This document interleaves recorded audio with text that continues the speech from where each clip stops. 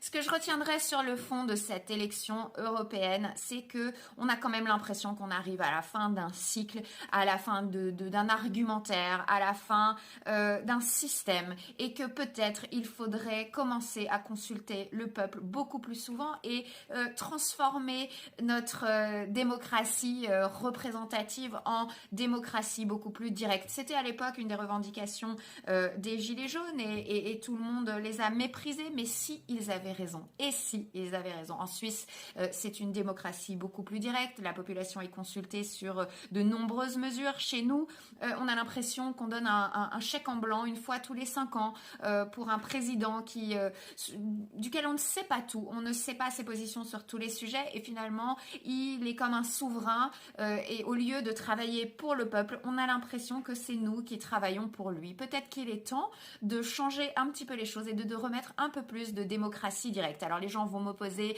le fait que j'ai beaucoup d'amis qui sont macronistes ou des cadres, etc., et qui me disent oui, mais le peuple n'est pas assez éduqué, il sait pas ce qui est bien pour lui, mais ils ne se rendent pas compte que ce discours est antidémocratique et que finalement il est même contre la déclaration des droits de l'homme et du citoyen qui disait que tous les hommes sont nés libres et égaux en droit, et que ce n'est pas une question qui est conditionnée sur le QI ou sur l'éducation, et que le suffrage universel est quand même quelque chose d'extraordinaire.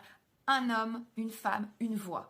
Et ça, on ne peut pas remettre ça en question, et au contraire, je pense qu'il faut plus de ça. Et si les gens se plaignent que le peuple n'est pas assez éduqué, alors il faut réformer l'école et recommencer à niveler par le haut au lieu de niveler par le bas, et donner l'accès à une éducation d'excellence à tous les petits Français.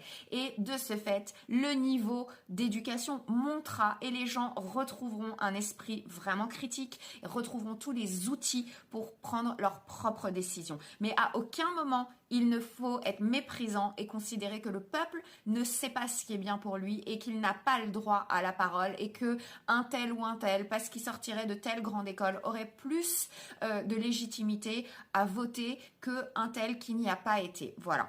En tout cas, je pense que vraiment c'est le mot-clé. La démocratie directe, c'est très très important. Il faut retourner à un système beaucoup plus démocratique. Le peuple doit rester souverain, et on doit lui demander son avis beaucoup plus souvent.